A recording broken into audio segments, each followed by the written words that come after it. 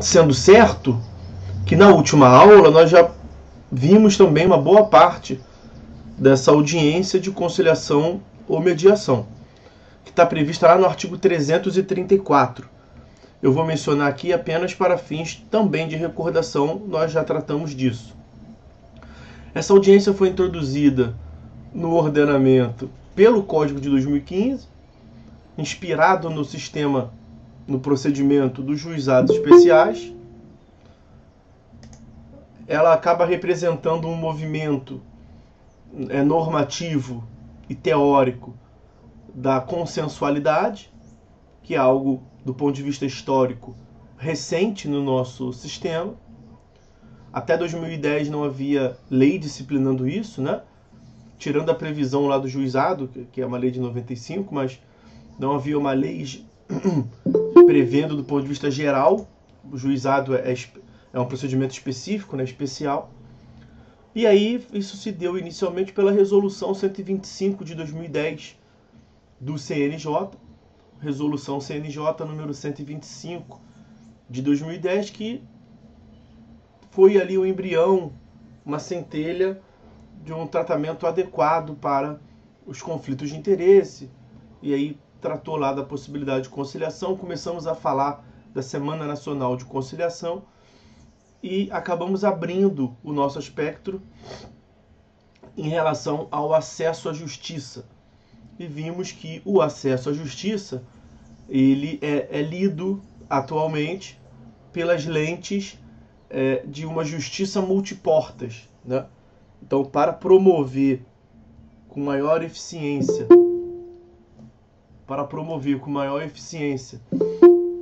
a tutela jurisdicional tempestiva, efetiva e adequada, se mostrou conveniente e oportuno que o judiciário, que o Estado disponibilize mais de uma via, mais de um tipo de procedimento em juízo.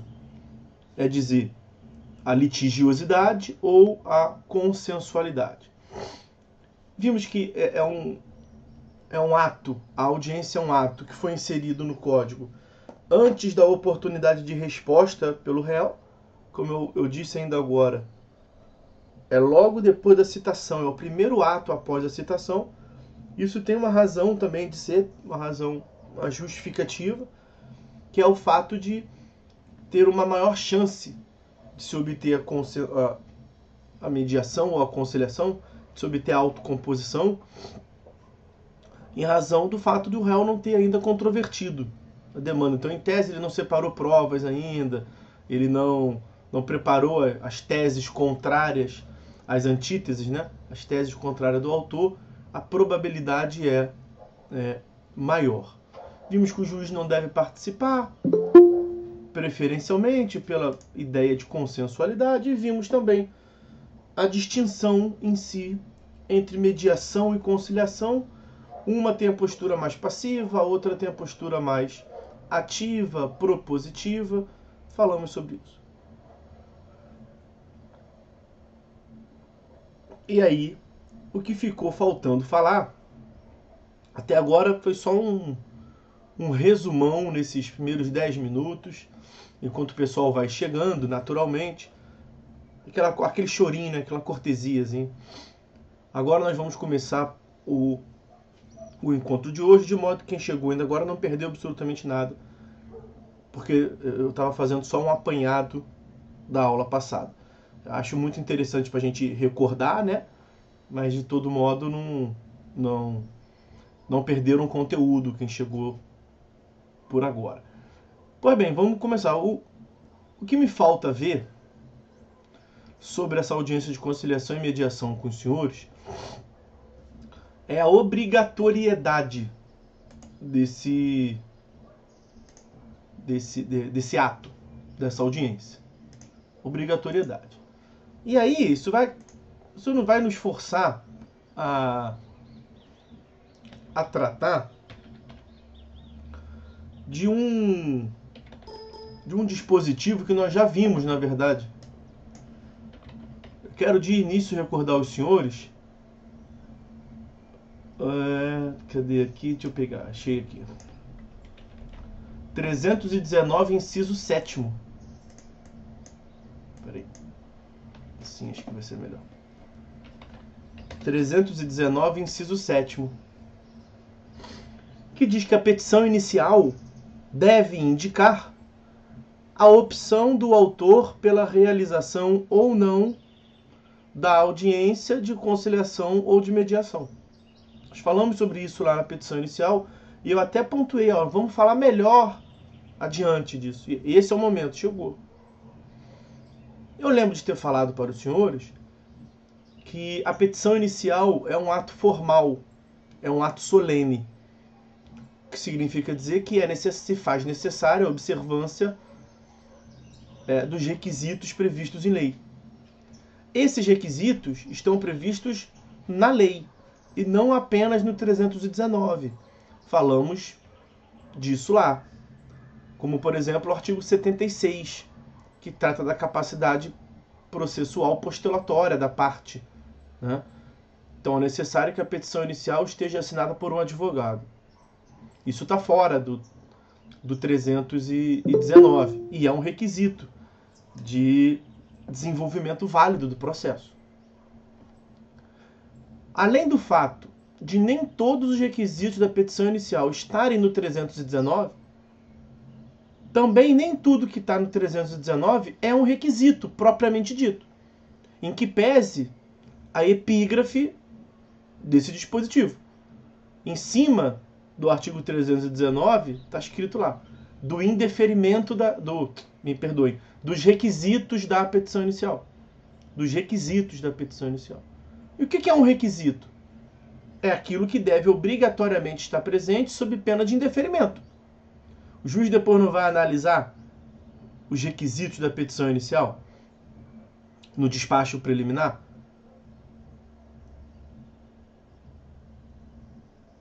O Walker está dizendo que não está aparecendo em vídeo. Isso acontece com alguém mais? Eu tô me vendo aqui. Para mim está ok. Deve ser uma questão de conexão, Walker. Vai ali na aba direita e veja se me localiza lá. Às vezes ficam vários quadrantezinhos. Muda o layout e aperta um clipsezinho para fixar. Eu já botei aqui para fixar o meu, mas tá ok para todo mundo, tá? Então é uma questão de configuração da sua máquina, beleza, amigo? Então, será requisito, propriamente dito um requisito da petição inicial, aquilo que o juiz vai posteriormente fazer um check, né? Vai confirmar se está presente ou não. E se não estiver presente, ele vai determinar a emenda. Ou ele vai determinar posteriormente o indeferimento da petição inicial. É isso que é um requisito.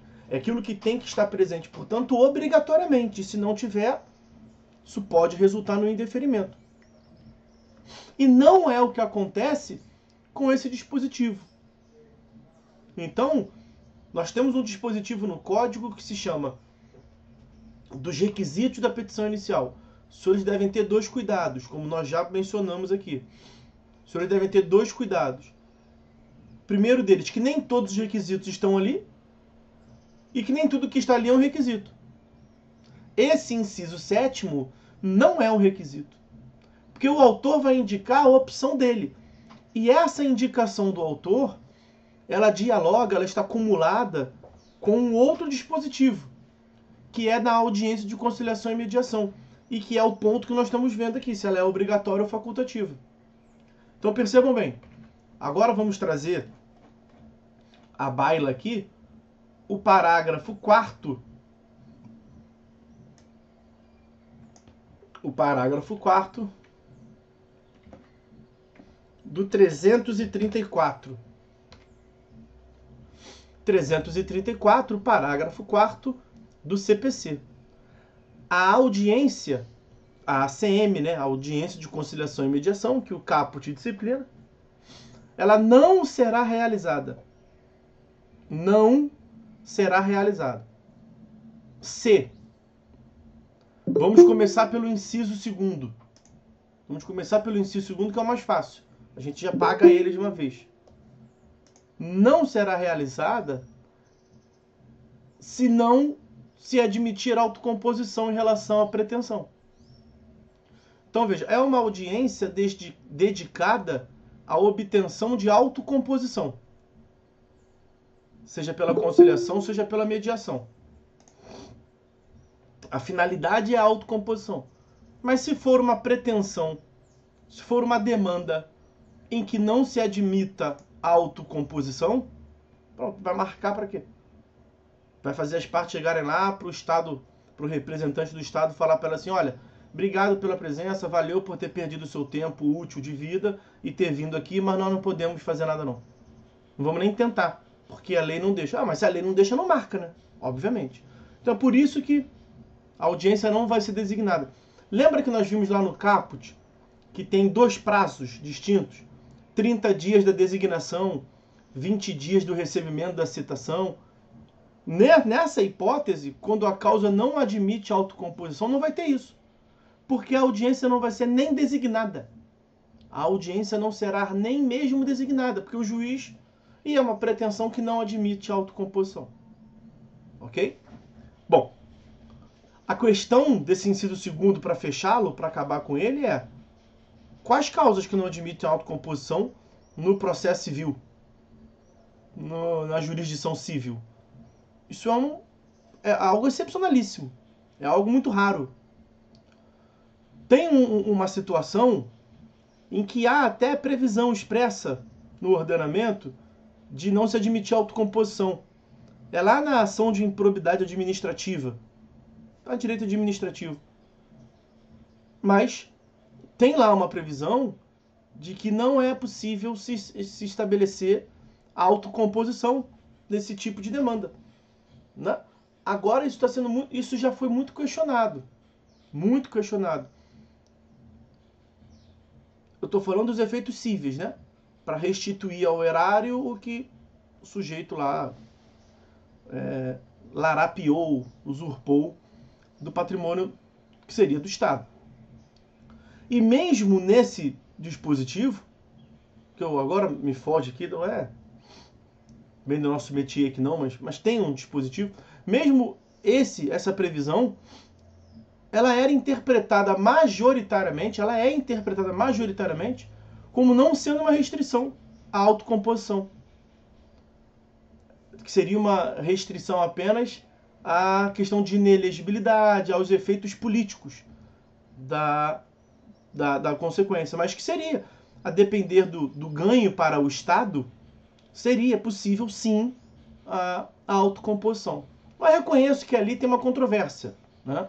Alguns dizem isso que eu falei, outros seguem friamente a lei, não pode fazer autocomposição em nada. E aí vamos quebrar essa divergência. Vamos quebrar essa divergência. Eu não sei aqui dizer qual é a mais correta, não é a área que meu objeto de estudo, a área que eu atuo. Vamos quebrar essa, vamos ignorar essa divergência que eu já disse que existe, mas vamos seguir a lei. Nesse caso não pode ter autocomposição, a princípio, pelo ordenamento jurídico. Então é um caso que o juiz não vai nem designar a audiência. Esse é o mais fácil aqui. Na interpretação do parágrafo 4º, esse é o mais fácil. O juiz não vai designar porque não pode designar. Porque uma audiência dedicada à autocomposição, ela seria inútil, perda de tempo, se ela fosse designada em uma causa em que não se admite autocomposição. Então está resolvido isso. E aí vamos ao inciso 1º. Inciso 1º do parágrafo 4º do artigo 334. A audiência não será realizada se ambas as partes manifestarem expressamente desinteresse na autocomposição. Eu tenho de início 3 considerações a fazer. 3 considerações. Primeira consideração é diferente do inciso 2º. Porque no inciso 2º a audiência não vai nem mesmo ser designada. O juiz não vai designar, porque ele sabe que não tem autocomposição, não se admite autocomposição. No inciso 1º, a audiência é designada e ela é retirada de pauta. Nós vamos entender isso. A audiência é designada. E depois, quando acontece aquele fenômeno, o juiz a retira de pauta. para abrir um espaço novo na audiência. É como se tivesse uma consulta no médico e você desmarca, ele vai lá e abre uma vaga na agenda dele. É isso. Desmarcou a consulta, o juiz retira de pauta a audiência. Libera aquele horário daquela data. Quando que isso acontece? É a segunda consideração. A segunda consideração é aquele ambas as partes. Para que esse fenômeno aconteça, o juiz retirar de pauta uma audiência que ele designou, não basta a manifestação de uma ou outra parte. É necessário que ambas as partes, ambos os polos da demanda, demandante e demandado, não desejem a realização da audiência. E aqui, vejam, se houver litisconsórcio, tem que todo mundo falar que não quer. Havendo litisconsórcio no plano ativo, né? Veio numa petição inicial só. E nessa petição inicial, os autores vão dizer de uma vez só se querem ou se não querem. No polo passivo, sendo vários réus, não vem uma contestação só, né? Não vem uma petição só. Cada um vai manifestar isoladamente. Você imagina que tenha 3 réus. Não adianta um falar que não quer. A audiência vai continuar marcada, não vai ser retirada de pauta. Não adianta 2 falarem que não quer. Tem que todo o polo passivo disser que não quer. Então você imagina uma demanda que tenha 10 réus. 9 peticionam dizendo que não querem. 1 peticiona dizendo que quer. Vai ter audiência por causa daquele puto lá que manifestou interesse. Porque tem que ser todos. Todos. E veja, não precisa nem lhe peticionar. Eu falei peticionar para não gerar confusão. A terceira observação... A primeira observação é que a audiência é marcada e retira de pauta. A segunda observação é que todos do polo passivo devem manifestar o desinteresse. E a terceira manifestação é que todos devem manifestar expressamente. Não é para ficar subentendido, é para ser expresso. Por isso que lá na petição inicial, no artigo 319, o legislador faz menção a que o autor indique expressamente a sua opção pela realização ou não da audiência. Porque tem que ser expresso. Se não houver manifestação, e aí é isso que tem a ver com a obrigatoriedade, se não houver manifestação expressa, o sistema processual pressupõe, entende que está subentendido que tem interesse, que vai ser realizada a audiência. Então percebam bem, a regra no CPC é a realização da audiência. Essa audiência apenas, somente não será realizada nas hipóteses do parágrafo 4º. Quando a causa não admitir autocomposição ou quando ambas as partes expressamente falarem que não quer. Como é que o autor fala expressamente que não quer? Na petição inicial. Como é que o réu fala expressamente que não quer?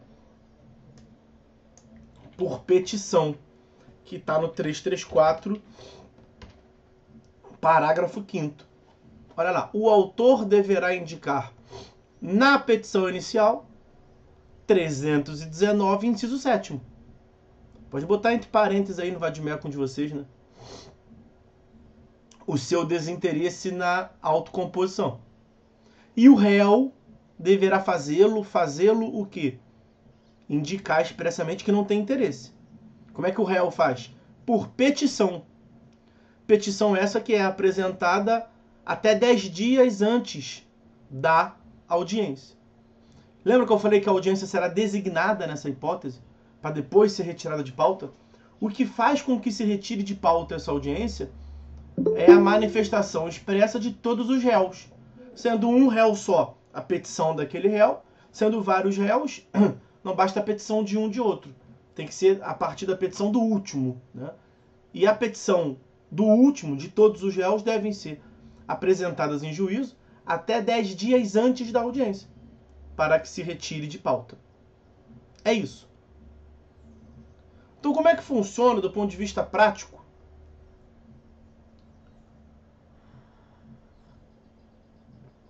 O Thiago está dizendo que tem juiz que notifica, que intima o réu para se manifestar. Eu reputo isso equivocado. Eu sei que tem, mas não precisa. Ninguém pode alegar desconhecimento da lei, né, Thiago? Então, ele faz por extrema cautela, vamos assim dizer, mas não precisa, né? A lei é clara quanto a isso. O Thiago tá dizendo, parece que meio que forçando a barra para não ter, né?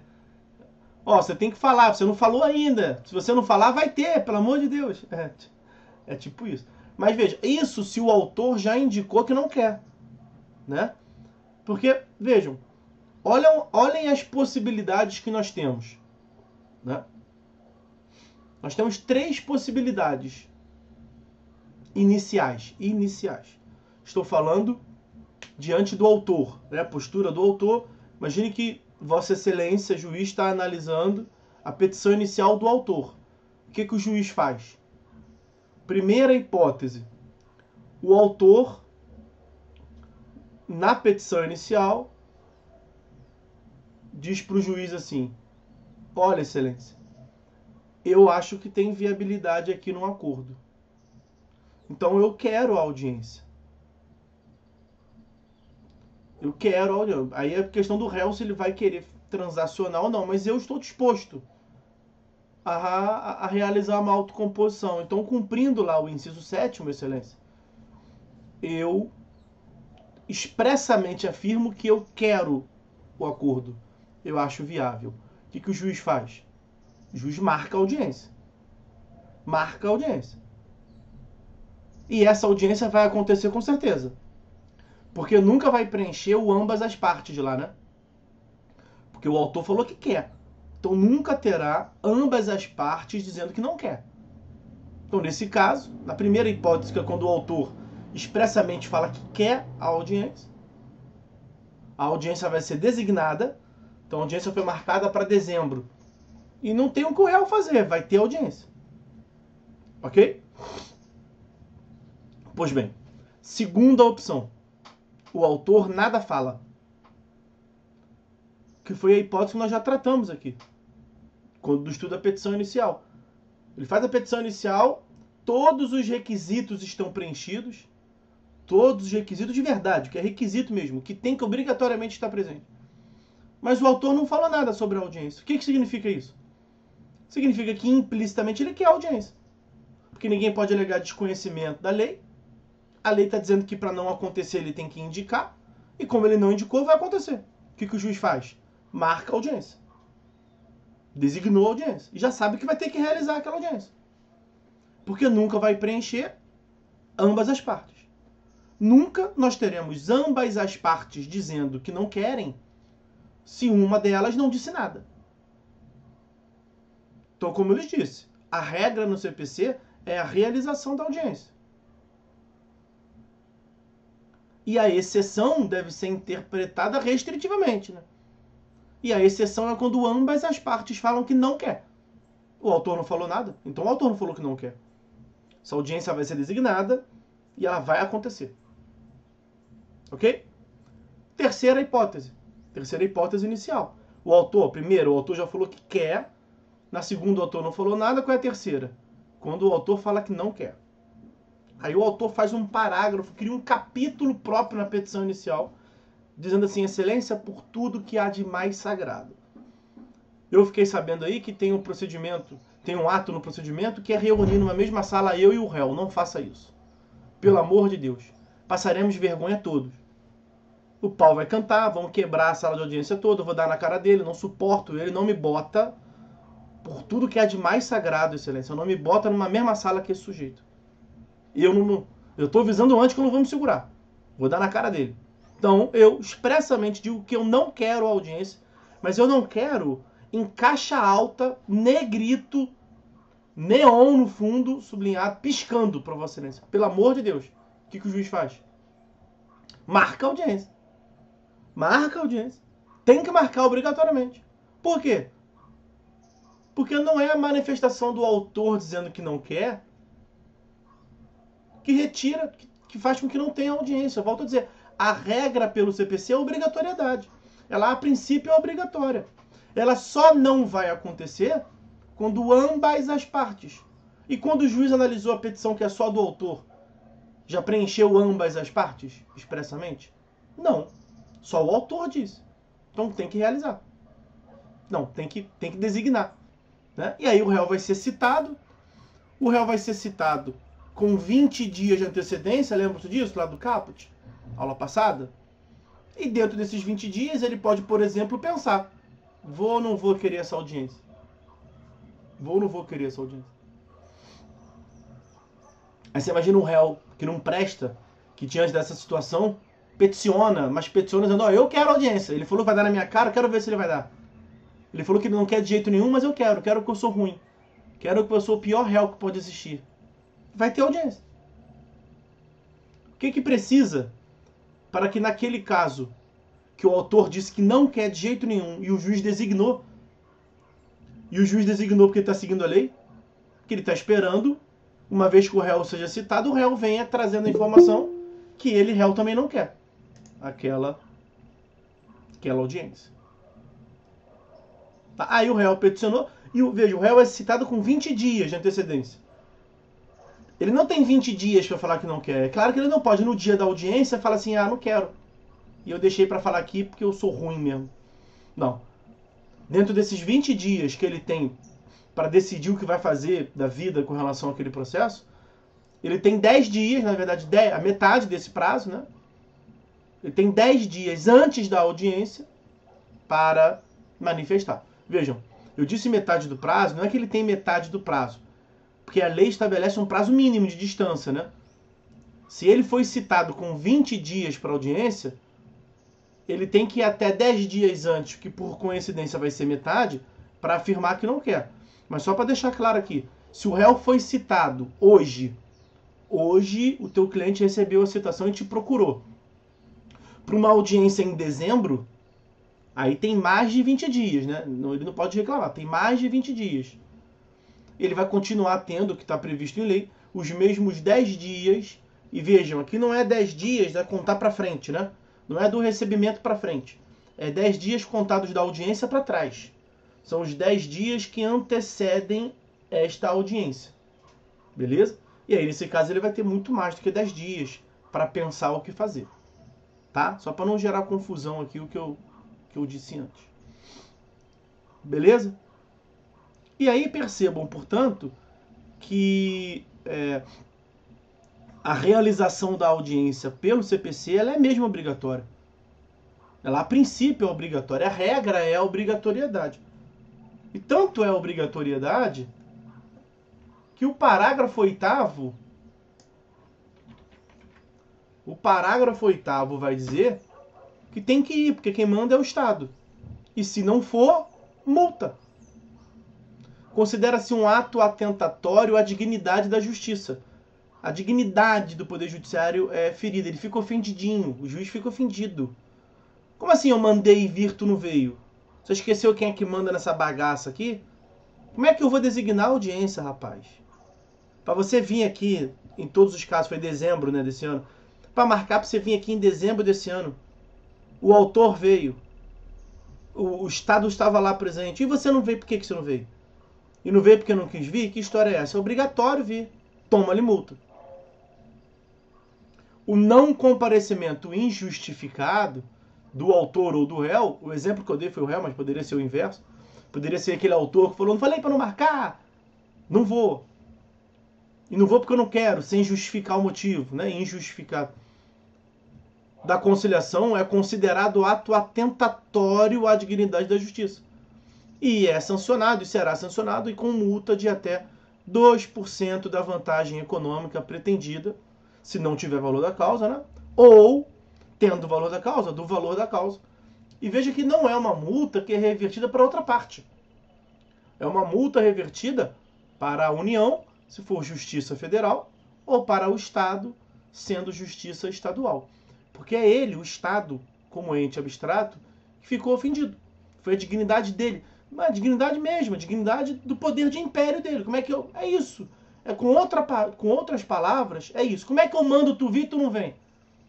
Sem ser uma causa de não vir. Como é que eu estou forçando a consensualidade, um novo sistema? Modifiquei o procedimento e você não vem porque você acha que você não pode vir. Não, tem que vir, eu estou mandando vir. Senão eu vou pagar multa. Né? Não, o Thiago perguntou se o comparecimento de somente uma das partes. Vamos tomar o cuidado, eu não sei se é isso que está por trás da mente do Thiago ali, implicitamente, para não confundir o procedimento comum do CPC com o juizado especial. Né? Lá no juizado especial, a parte tem que estar presente, porque é uma característica própria daquele procedimento. Aqui no sistema do CPC, na vara civil, na justiça comum, aspas, dizendo, o advogado pode estar sozinho, basta que ele tenha procuração com poderes para transigir. Né? O advogado representa a parte não precisa ir. O advogado dela vai, mas se tiver poder para transacionar, poder para conciliar. Né? Beleza? Na mediação isso é mais complicado um pouco. Né? Na mediação a presença da parte ela é mais importante. Mas não há, de todo modo, um impeditivo expresso. O que não vai, portanto, resultar na multa. Se o advogado está presente com poderes para representar a parte em juízo, inclusive com poderes para transacionar, e aí é bom colocar expressamente, né, para realizar a autocomposição, entre parênteses, mediação e conciliação, aí você estando presente, no máximo vai inviabilizar a autocomposição, mas não vai gerar multa. A parte estava lá. Tá, Thiago? Espero que você tenha me entendido. Acho que eu peguei o ponto que você queria aí. Eu tentei que chutar, imaginar isso. Sim, obrigado. É isso. Agora, nós temos ainda algumas coisas para falar rapidamente desse ponto aqui. A primeira delas é o seguinte, né? 3 coisas para falar. O próximo tópico da disciplina são as respostas do réu. E estamos no 334 agora. Vamos começar pelo 335. Vou voltar a isso lá. Mas o próximo ato, portanto, é a resposta do réu. Tem um prazo para o réu contestar. E o prazo para o réu contestar, ele é diretamente relacionado a essa audiência. Veja, no código anterior, o réu era citado para contestar. Agora o réu é citado para uma audiência. E depois vem a contestação. Então é citação, audiência e contestação. Estão relacionados esses atos. O prazo para o réu contestar conta-se da realização ou não dessa audiência. Então, foi pela regra geral. A audiência foi designada, a audiência foi realizada e não deu certo. Pelo menos não em tudo. Ou não teve acordo em nada, ou teve lá uma autocomposição parcial, de modo que o processo vai precisar seguir. E aí, quanto àquilo que vai seguir, o próximo ato é a resposta do réu. Então, o prazo para o réu responder conta-se da data da realização da audiência. Veja como é que está diretamente relacionado. Essa é a hipótese em que a audiência foi designada, que é a regra geral, e que ela foi realizada, que seguiu a regra geral. E ela não deu certo. Conta-se os 15 dias para o réu responder da audiência. Ok? Volta. Segunda hipótese. A audiência não foi designada. Porque é o caso lá do artigo 334, parágrafo 4º, inciso 2º. A audiência não foi designada. Bom, se ela não foi designada, você não tem como esperar ela ser realizada para contar o prazo, né? Então aqui muda a lógica. Quando a audiência não é designada, você vai contar o prazo para a resposta como era no código anterior, da juntada aos autos da citação do réu. Essa é uma hipótese sui generis, que o réu não será citado para comparecer a uma audiência, ou para falar que não quer. O réu, nesse caso, é citado para responder, como era no código anterior. Mas por que ele é citado para responder? Uma professora, você falou que tem uma audiência no meio aí? Pois é, mas esse caso é um caso que não teve audiência. Que a audiência não foi nem designada. Como nós vimos lá, porque não admite autocomposição. E nós vimos que tem a hipótese intermediária, né? Qual é a hipótese intermediária? É aquela que o juiz designa a audiência, mas ela é retirada de pauta. Quando que ela é retirada de pauta? É o inciso 1º do parágrafo 4º do 334. Quando ambas as partes. Então o autor na petição inicial falou que não quer e o juiz designou. Aí o réu tem que peticionar, não é? Esse peticionamento do réu gera a retirada de pauta da audiência e o início da contagem do prazo dele para responder. Tá tudo previsto em lei. Só estou aqui adiantando para demonstrar como é que está um conectado com o outro. A minha questão é a seguinte: se o réu foi citado, vamos botar assim, o réu foi citado por uma audiência 6 meses para frente. Então o nosso cliente foi citado hoje, final de agosto, para uma audiência em abril do ano que vem. Tem dessas, né? Abril do ano que vem. O autor peticionou dizendo que não quer. Está expresso na petição inicial dizendo que não quer. Porque, vamos combinar, se o autor fala que quer ou se o autor não fala nada, nós já vimos que o réu, não adianta o réu falar nada. Né? Se o réu peticionar dizendo que não quer, vai ter mesmo assim. No máximo, o juiz vai intimar o autor para o autor confirmar se realmente quer ou não quer. Mas não depende do réu. Tá? Vocês vão entender porque eu estou falando isso. Nós fomos citar, nosso cliente foi citado para uma audiência daqui a 6 meses, lá em abril do ano que vem. E o nosso cliente fala que não quer essa audiência. E está na petição inicial escrito que não quer. Foi aqui que eu falei, que se não tiver escrito que não quer, não tem solução. Mas está escrito na petição inicial que o autor não quer. E o nosso cliente também não quer. Se a gente peticionar hoje, se nós peticionarmos hoje, a audiência vai ser retirada de pauta, que era lá de abril, vai liberar uma vaga na agenda do juiz, e o nosso prazo para responder começa hoje. Os 15 dias que nós teremos para responder vão começar da nossa petição. Será que nós podemos ficar quieto hoje? E em novembro ficar quieto também? E em janeiro ficar quieto também? E no prazo previsto em lei de 10 dias antes da audiência, no limite, juntar a petição dizendo que a gente não quer, para o nosso prazo só começar lá na frente? Aqui me parece que não tem dúvida que sim, podemos fazer isso, né? Estamos seguindo o ordenamento jurídico.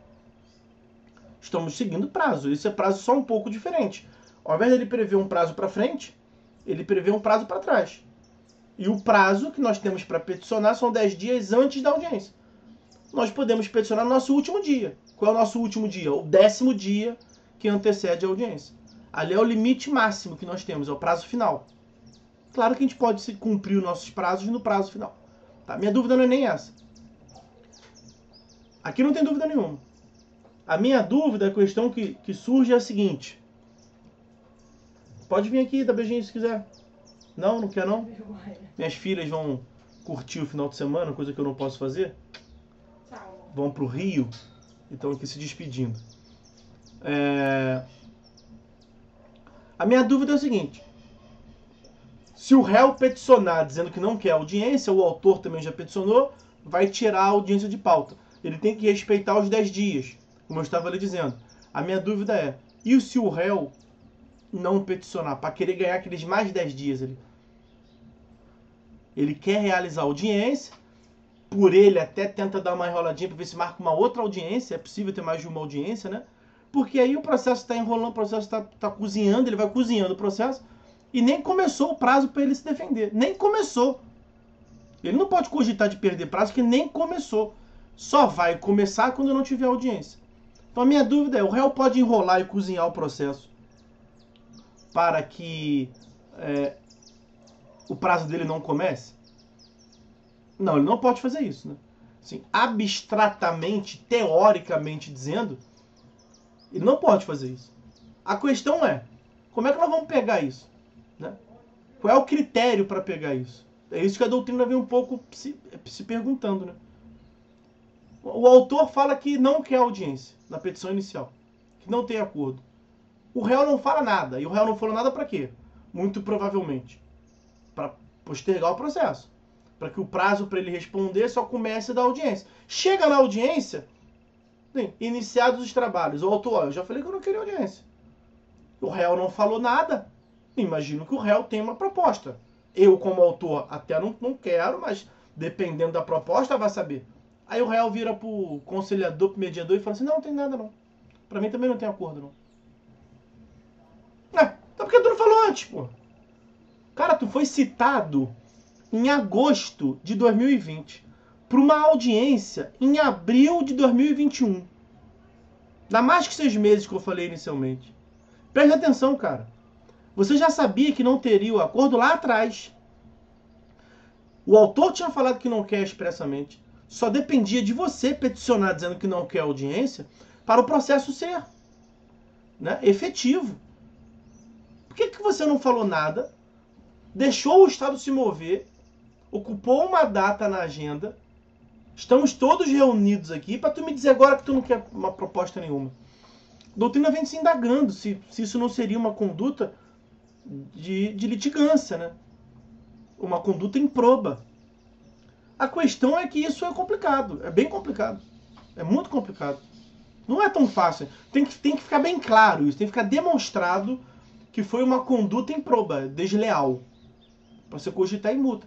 Imagina que o réu fala assim, olha, nós não temos proposta realmente não, mas a gente estava até ontem indagando, né? Estávamos em dúvidas. Tomamos uma decisão final de não negociar. Mas eu não peticionei porque havia dúvida. Meu cliente estava em dúvida se queria propor uma proposta ou não.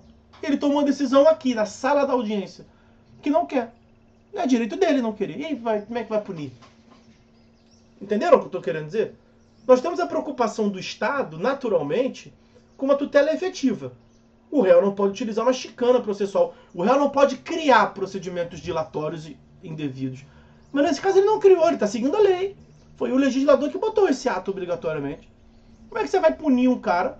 Veja, do ponto de vista abstrato das ideias, que eu também adiantei aqui para o raciocínio dos senhores, para quem com certeza tem que punir, eu adiantei no raciocínio dos senhores que o réu fez isso de propósito para ganhar tempo. Mas o juiz não sabe disso. Como é que o juiz vai punir? Eu acho que é algo que está em discussão, portanto, meus amigos. Mas me parece que também, ao mesmo tempo que nós temos a preocupação do Estado pela efetividade, naturalmente, da tutela jurisdicional, nós temos também a liberdade individual do sujeito, é uma garantia fundamental, né? E aqui, veja, o réu está seguindo a lei. Ao fim e ao cabo, se nesse processo hipotético teve algum prejuízo de efetividade, de, aspas, celeridade, não foi o réu que criou, foi a lei. Porque a lei permitiu isso para o réu, né? Bom, outra coisa. Outra coisa que se vem aventando aí.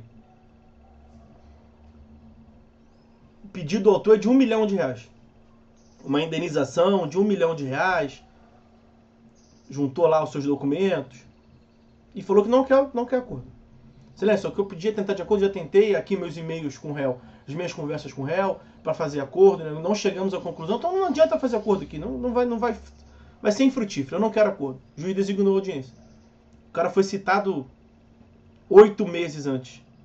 E o réu fala que quer audiência. Ou não fala nada, ou é mais cruel ainda, ele peticiona dizendo que ele quer audiência. Porque ele vai levar uma proposta de acordo. Chega lá na audiência, ele apresenta uma proposta de acordo de R$100. Olha, eu não quero fazer acordo a princípio, silêncio. Mas se o autor aceitar R$100, eu pago agora.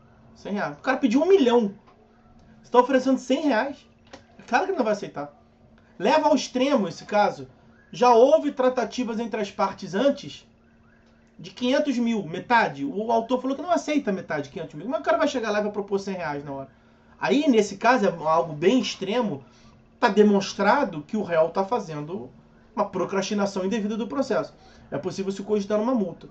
Agora, não havendo esse enredo todo por trás que eu trouxe, como um diálogo prévio entre as partes, e não sendo algo tão desproporcional como eu fiz aqui também, de propósito, a gente, para trazer os exemplos, traz primeiro os mais esdrúxulos, né, os mais impactantes. O pedido do autor é R$1 milhão. O réu ofereceu 100. E 100 você podia até cogitar que foi uma sacanagem, né? Eu até acho que para aplicar multa, mesmo assim, é algo grave demais. Veja que no primeiro exemplo, no primeiro caso que eu dei, já havia uma conversa prévia entre as partes que o autor não aceitou R$800 mil. Claro que ele não vai aceitar 100, aí você poderia cogitar. Mas se não houvesse, Você vai dizer, 100 é muito pouco, professor. 100 ele tá desdenhando do judiciário. Tá, ok, 100 é porque realmente é muito... O cara vai lá e oferece uma moeda de R$1. É sacanagem, né? Mas veja, quem é que é o abalizador do que é adequado e o que é inadequado? Vamos aumentando. 100 é uma moeda de R$1 é muito pouco, professor. Tá, ok. R$100 é muito pouco. O cara ofereceu 100 mil reais. Pedido é 1 milhão. Do ponto de vista do autor, se você for pré-julgar que o autor tem razão, o próprio autor vai pensar assim, porra, esse cara tá de sacanagem, eu tenho direito a 1 milhão? Eu pedi 1 milhão porque eu acho que eu tenho direito a 1 milhão. Como é que ele me oferece 100 mil reais? É putaria, né? Tá querendo sacanear. O autor ficar injuriado, tudo bem. Agora, como é que o juiz vai ficar injuriado a ponto de aplicar multa? Nesse caso, assim, é 10%, 100 mil. Veja, o réu pode pensar assim, eu não devo porra nenhuma, eu não devo nada. Silêncio, eu não devo nada. Ainda ofereci 100 mil, é um dinheiro 100 mil, né? É 10%. Eu fiz isso como um favor aí pra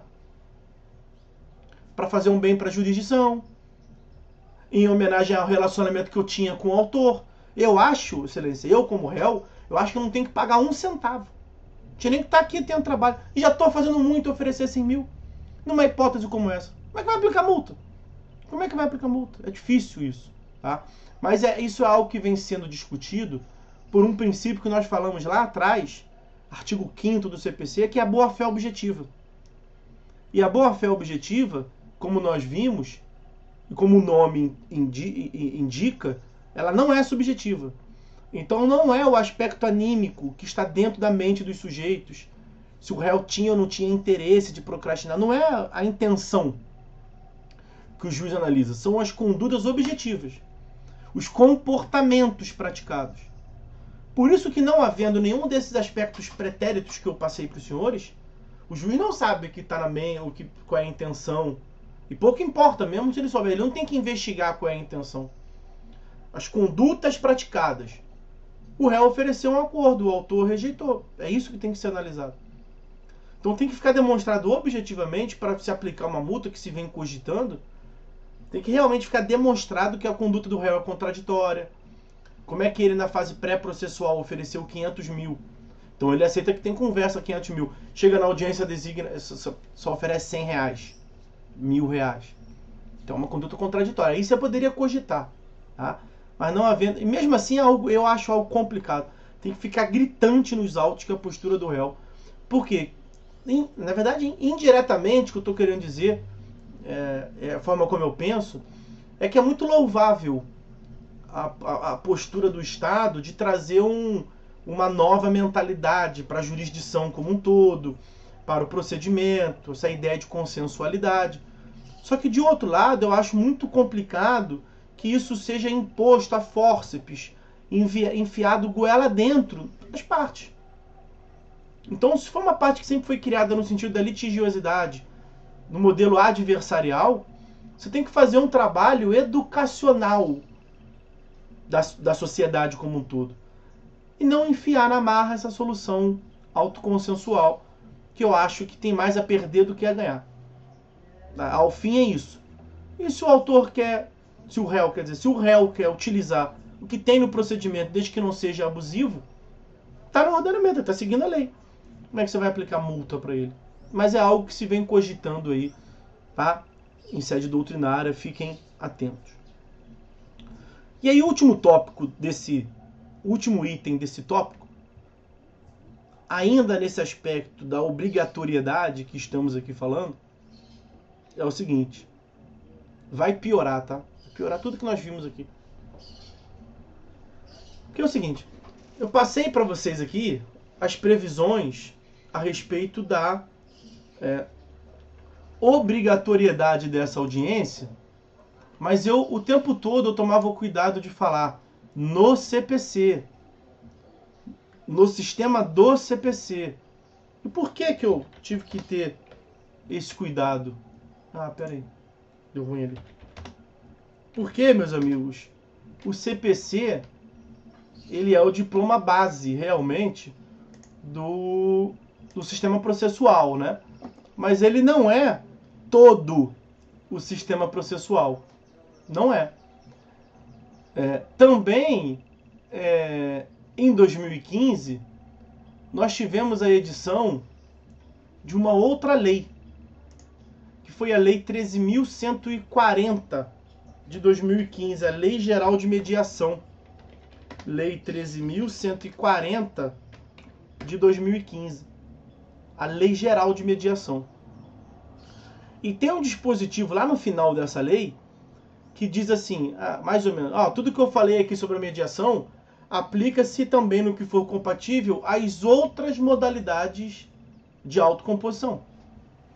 Então é uma lei geral sobre as técnicas de autocomposição, denominada Lei Geral de Mediação.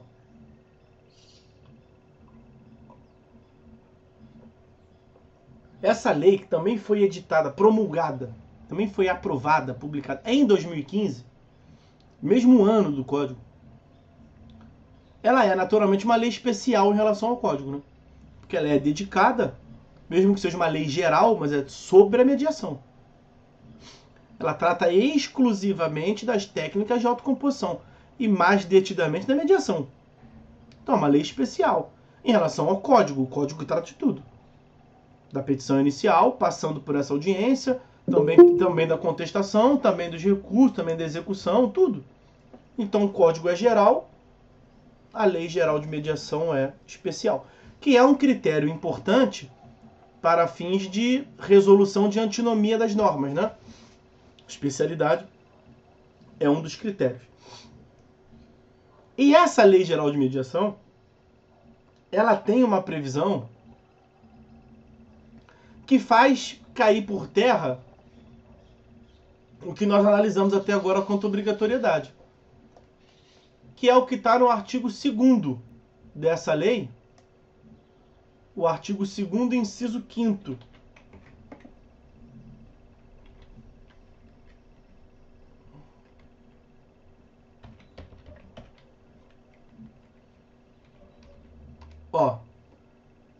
Esse artigo 2º que está aí não é do CPC, naturalmente, né, meus amigos?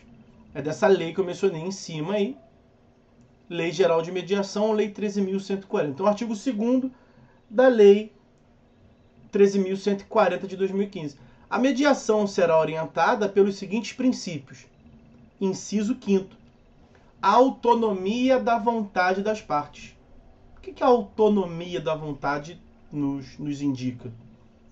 Que prevalece a vontade das partes, né? Que é um caráter heterônomo da vontade do sujeito. Ele não pode ser compelido, obrigado. E para deixar mais claro ainda, como uma complementação desse princípio, uma densificação desse princípio, o parágrafo 2º desse mesmo artigo 2º da Lei 13.140 tem a redação que está no chat aí para vocês.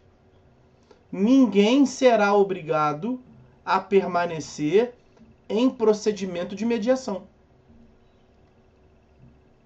Então veja, vai quem quer a mediação. Se submete à mediação quem quer. Então não é algo que é obrigatório, enfiado a fórceps, né? Como o CPC parece indicar. No CPC tem a regra. A audiência de conciliação ou mediação é obrigatório vir. Só não vem se ambas as partes não quiserem. Aqui não tem autonomia da vontade. Você é réu não querendo ir, tem que ir, desde que o autor também não tenha dito que não quer. Porque você só pode deixar de ir se você e o autor disserem que não quer. Aí ambas as partes disseram que não quer. O autor não falou nada ou o autor falou que quer, você tem que ir. Você só não vai para uma audiência designada quando o autor falou que não quer e você peticionou dizendo que não quer. Aí você pode deixar de ir sem sanção nenhuma da lei. Isso é a regra lá do CPC. Então no CPC a regra é obrigatoriedade. Vai todo mundo que eu estou mandando. Só não vai naquelas hipóteses do parágrafo 4º do artigo 334. Aí vem para a lei de mediação. É o contrário. A lógica é diametralmente oposta. É vai quem quer. Ninguém é obrigado a ir. Fiquem tranquilos. Vai quem quer. Lei Geral de Mediação, que é aplicada supletivamente, subsidiariamente, às outras técnicas consensuais, como consta no final dessa lei. Veja, aqui não tem como dizer de uma forma diferente.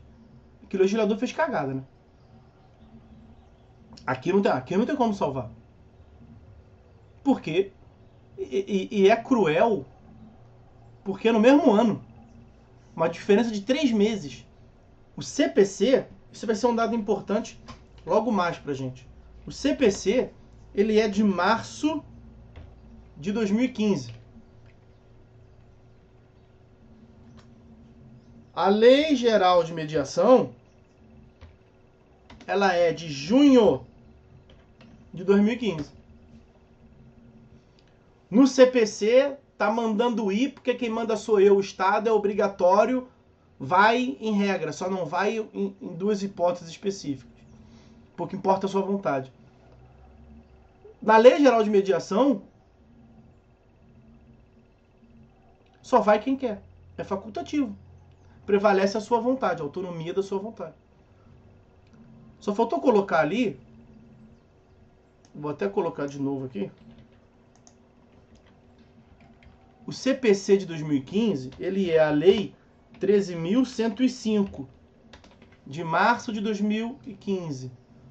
A Lei Geral de Mediação é a Lei 13.140, de junho de 2015. Acho que assim fica mais completo ainda. Percebam, temos uma antinomia clara aqui. Qual que vai prevalecer? Qual que deve ser aplicado? É por isso que alguns juízes têm deixado de aplicar e sem dar justificativo. Eu já vi isso. Aí quem não conhece a lei fala, o juiz não está lendo o CPC, não? Não, ele até leu o CPC, mas ele lê outra lei também, que diz algo totalmente diferente. Qual o problema que nós temos aqui? Nós temos uma tremenda divergência doutrinária. Vamos lá. Para entender a divergência. Para entender, não, para saber a divergência, porque eu não consigo nem entender essa divergência. Mas tem uma divergência, e é uma divergência grande, que só vai ser resolvida quando o STJ definir a questão. Essa é uma função clara do STJ, né? Definir a interpretação da lei federal. Essas 2 leis são leis federais. Bom, temos uma antinomia de normas. Na antinomia de norma, e aqui é um choque frontal, obrigatoriedade versus facultatividade. Quais são os critérios que se utilizam na antinomia de norma? O primeiro critério, que é o primeiro mesmo, o primeiro que você tem que fazer, é o da hierarquia, né? Porque se tem conflito de norma de um decreto em face da Constituição, não tem nem se cogitar o que vai aplicar, né? No conflito hierárquico, prevalece a norma superior. Pouco importa quando que foi editada, pouco importa a especialidade. Se há uma antinomia entre uma norma superior e uma norma inferior, Constituição e uma lei, a solução já está dada pelo próprio ordenamento jurídico. A lei é inconstitucional. Prevalece a Constituição. Mas isso não nos ajuda aqui. Porque as 2 leis colidentes são leis ordinárias federais. Então, estão no mesmo plano. A hierarquia não ajuda. Nós temos outros 2 critérios, né? Que é o da temporalidade e da especialidade.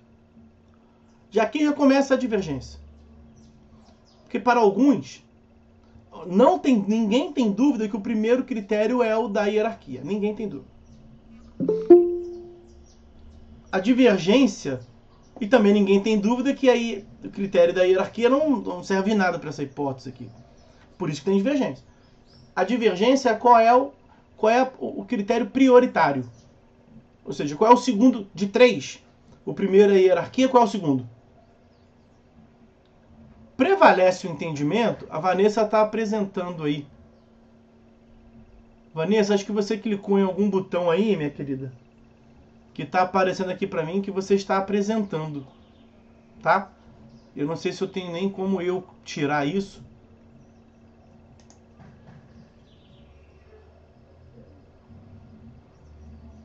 Eu não tenho como mexer nisso não, só você. Então, tô te avisando, Vanessa, porque é capaz que apareça aí ou alguma questão sua, da sua máquina, para os colegas verem, tá? Mas não tá me atrapalhando em nada aqui não. Eu, pelo menos, para mim não tá aparecendo, tá? Tô te avisando só por uma questão de cortesia. Bom, então qual é a divergência? É de qual seria o segundo critério. se seria o da especialidade ou da temporalidade. Eu sempre aprendi que o segundo critério era o da especialidade. Prevalece a lei especial sobre a lei geral, né? Porque importa agora saiu aqui, Vanessa, tá? Pouco importa o fator tempo. Mas, recentemente, tem bastante gente que está dizendo aí que prevalece a temporalidade. Eu não concordo. Eu acho que prevalece a especialidade, tá? E nesse caso aqui, não se tem dúvida, também isso não tem dúvida, que a Lei Geral de Mediação é uma lei especial em relação ao Código de Processo Civil. Então, para quem sustenta que prevalece a especialidade, Lei Geral de Mediação, ela prevalece. Prevalece em qual sentido? Autonomia da vontade. Ok? Mas para quem não concorda com isso, vai dizer que tem que aplicar o critério da temporalidade. Então, no critério da especialidade, ganhou a Lei Geral de Mediação, a Lei 13.140. Na temporalidade, quem é que vai ganhar? Aí, com o que eu sempre aprendi, ganharia a Lei Geral de Mediação. Eu fiz questão de botar o número ali. É a Lei 13.140. Até saiu errado, seu 136 mil. É a 13.140. De junho de 2015. Ao passo que o CPC é a Lei 13.105. Então veja que a numeração já indica. Perdoem. A numeração já indica ser uma lei anterior. E ela foi publicada, o CPC, foi publicado em março de 2015. Então me parece óbvio que pelo critério da temporalidade ganharia também a Lei Geral de Mediação. Você pode pensar, então não era nem para ter divergência. Seja lá qual for o critério que prevalece, ganharia a Lei Geral de Mediação. A questão, meus amigos, é que a Lei Geral... item 1. Item 1. Tem que marcar aqui. Item 1. A Lei Geral de Mediação, ela é de março, botando o jeito de falar, ela é de março de 2015 e ela teve uma vacácio de 6 meses, mais 6 meses. O que fez com que ela começasse a produzir efeitos em dezembro de 2015.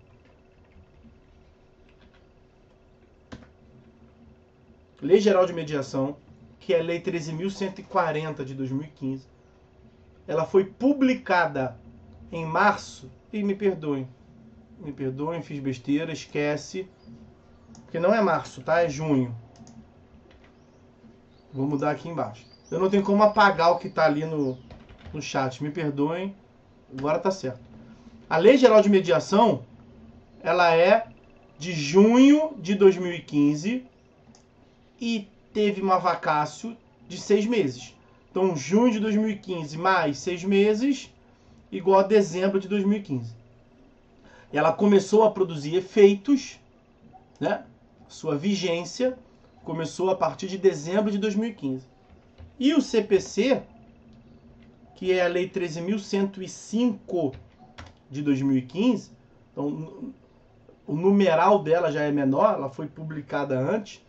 O CPC, ele é de março de 2015, como eu tinha lhes dito. Mas ele teve uma vacácio de 1 ano.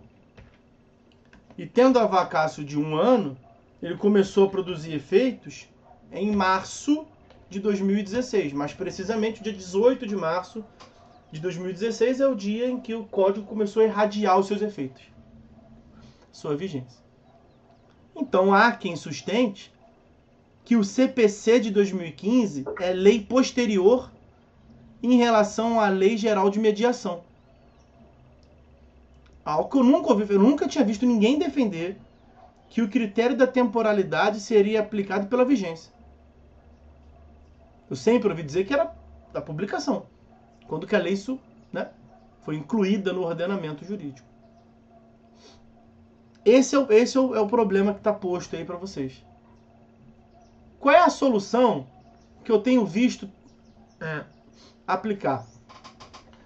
Percebam, acho que seria uma solução boa, uma solução intermediária, vamos assim dizer. Percebam que o artigo 334, parágrafo 8º do CPC, ele diz lá, ó, não comparecendo, o não comparecimento injustificado do autor ou do réu à audiência de conciliação. A de conciliação. O CPC fala o tempo todo conciliação ou mediação. Conciliação ou mediação. Conciliação ou mediação. E no parágrafo 8º falou só conciliação. Então ele deixou mediação de fora.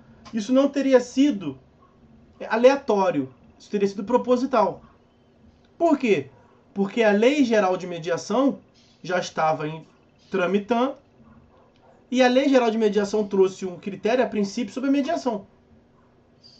É verdade que no final dessa lei ela fala, ó, naquilo que for compatível, você aplica o que eu disse para a mediação também para as outras, como a conciliação, por exemplo. Mas nesse caso não seria compatível.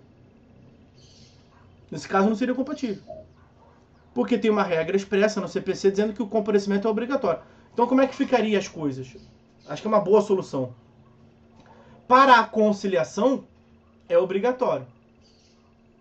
Para a mediação, não é obrigatório. Prevalece o artigo 2º, inciso 5º e parágrafo 2º da Lei Geral de Mediação. Então é como se fosse uma nova hipótese de exceção lá no parágrafo 4º do artigo 334 do CPC. Aquele parágrafo 4º, ele trata de um modo geral da audiência de conciliação ou mediação, tanto uma quanto outra.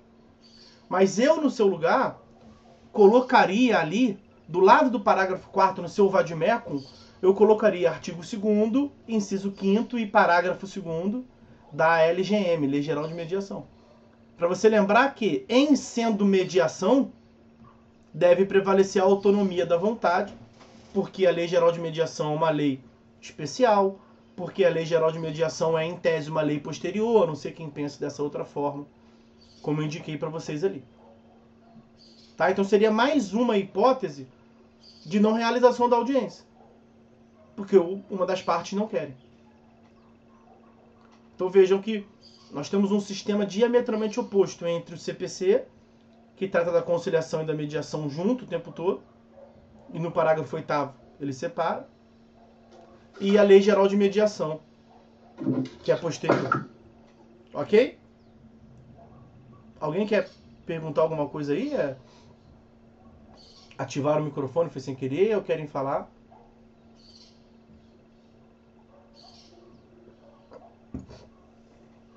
Uma última consideraçãozinha, última mesmo, porque isso até em tese seria algo para se falar lá na contestação.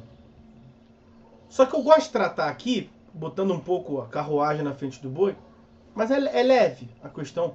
Os senhores vão entender porque, ainda mais numa aula de pós-graduação, né? Vejam, eu disse que citação, audiência e conciliação. E já até fizemos um ponto de contato entre a conciliação... Não, me perdoe. Citação, audiência, contestação. Resposta do réu. Fiquei com medo de ter falado conciliação. Resposta do réu, contestação. Há um elo, portanto, entre a resposta do réu, contestação, e a audiência, que é um ato que foi interposto ali. E lá na contestação, já vou dar atenção para a Cláudia ali, só terminar esse raciocínio aqui. Lá na contestação, o réu pode alegar naturalmente a incompetência do juízo, né? Então você imagina que você tem domicílio no Rio de Janeiro e você recebe uma citação de uma demanda que lhe foi proposta lá em Palmas, Tocantins. Primeira coisa que você pensa, tem um erro aqui. A regra geral de critério territorial no meu domicílio. Não tem nenhuma hipótese excepcional que permitiria ao autor demandar lá no juízo de domicílio dele. Por exemplo, não é relação consumerista. Ele não pode demandar, ele tinha que demandar no meu domicílio. Então a demanda tinha que ser proposta aqui no Rio de Janeiro. E eu não tenho que me defender lá, tenho que me defender aqui. Eu vou alegar isso em contestação. Quando chegar meu momento de me defender, eu vou alegar porque está lá no artigo 337, inciso 2º, eu posso alegar a incompetência do juízo. Mas percebam, o seu comparecimento na audiência é obrigatório, né? Pelo CPC, a princípio. Ainda mais estadão de conciliação.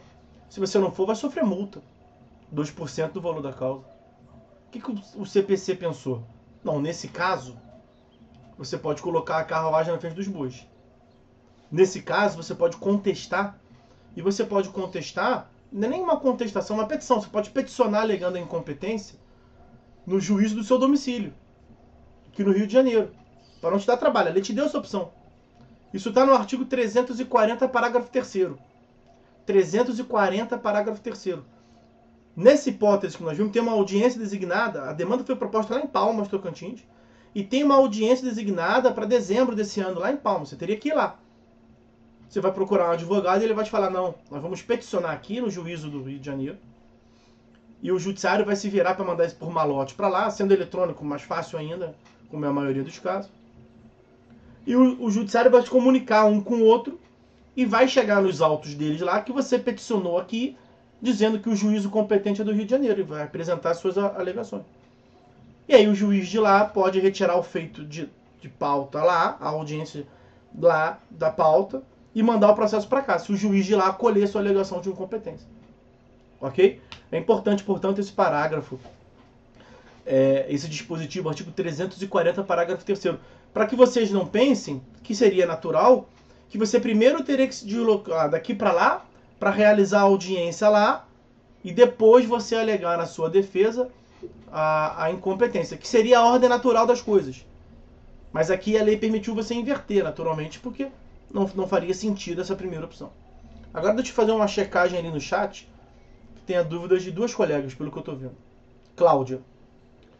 Professor, posso então usar esta sua tese em caso de uma negativa, tanto o autor como o réu?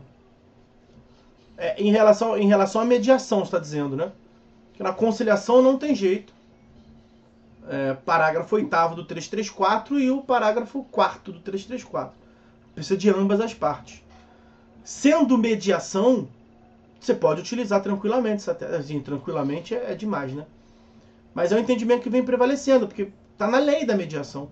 Autonomia da vontade. Né? Você pode peticionar, é bom, né? Para evitar ali a aplicação de eventual multa, você pode peticionar dizendo, ó, nesse caso aqui é mediação, pouco importa o fato do autor querer ou não querer, o réu não quer. E o meu cliente não quer e ele tem direito, tá no parágrafo 5º, não, no parágrafo 2º do artigo 2º da lei de mediação. Vai quem quer. E o meu cliente não quer, ele não vai ser submetido a esse constrangimento, ele não quer. Né? Veja, essa questão aqui é muito problemática, tá, Cláudio? Eu vou aqui até adiantar. Foi a Cláudia que disse depois mesmo. Para as demandas de família, pois é. Aí era o que eu ia tratar aqui agora. É porque a mediação, ela não se resume ao direito de família, né? Não se resume, é qualquer vínculo continuativo. Eu ia falar disso agora, que eu ia fazer essa ressalva agora mesmo. Mas o veículo principal, vamos assim dizer, da técnica da mediação é as demandas de família, né? Não tem jeito. E aí qual é o problema que nós teremos aqui? Problema atrás de problema, né? Eu só lhe estrago o problema numa manhã de sol ensolarado, em que o restante da família foi para se divertir no Rio, aqui em Friburgo. O meu papel aqui é trazer problema para vocês, né? É isso que eu estou fazendo. Mas não é a intenção, não. É o ordenamento que traz esses problemas. Os problemas vêm mais do ordenamento que de mim. Perceba. Lá na lei, lá no CPC, para complicar um pouco mais a situação, no capítulo das ações de famílias, deixa eu achar aqui.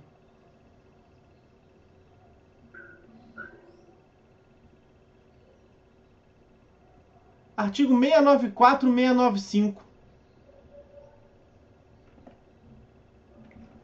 694 e 695 do CPC. O CPC prevê que nas ações de família a audiência é obrigatória. Quer dizer, nas ações de família, você não aplica o 334, parágrafo 4º. Inaplicabilidade do artigo 334, parágrafo 4º, que é a hipótese em que a audiência não acontecerá. Então, nas ações de família, é para ter obrigatoriamente. Mas volto a dizer, pelo CPC. Essa é a lógica do CPC. O legislador faltou combinar com os russos, né? Faltou combinar com uma outra sessão, com uma outra comissão no Congresso que tratava da mediação. Eu acho que é aplicável ainda o artigo 2º da Lei Geral de Mediação, mas aqui eu aconselho que você peticione antes em juízo, que se possível vá lá despachar com o juiz, para evitar a imposição aí de uma multa ao seu cliente. Porque o que nós temos aqui? Qual é o problema? A ação de família é um procedimento especial. E é um procedimento especial que fortaleceu a obrigatoriedade.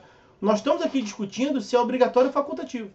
Nesses últimos tempos nós estamos fazendo isso.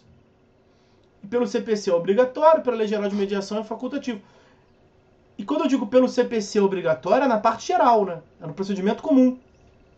Que é o que nós estamos vendo aqui. E a questão que você trouxe, ótima questão, maravilhosa, é de um procedimento especial que tem como uma das suas especialidades o fortalecimento da consensualidade. Então, nas ações de família, como se o legislador tivesse... Sabe aquilo que era obrigatório lá no procedimento comum? Aqui é mais obrigatório ainda. Aqui você não tem nem chance de não ter. Essa audiência aqui vai ter obrigatoriamente.